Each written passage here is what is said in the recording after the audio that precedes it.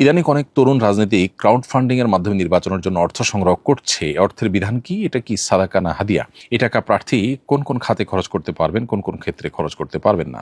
একদিক থেকে এটা তো পজিটিভ যে তরুণ রাজনীতিক হোক আর প্রবীণ রাজনীতিবিদ হোক, তারা তাদের উপার্জনের পথটা একদম স্পষ্ট এবং ক্রিস্টাল ক্লিয়ার হওয়া দরকার, ট্রান্সপারেন্স হওয়া দরকার, যাতে করে সাধারণ মানুষ আস্থা অর্জন করতে পারে এবং তাদের নির্বাচনী খরচ বহন করতে গিয়ে যাতে কোনো অন্যায় অনাচারের পথ তাদেরকে মানাতে না হয়। এটা মৌলিকভাবে তো ভালো জিনিস।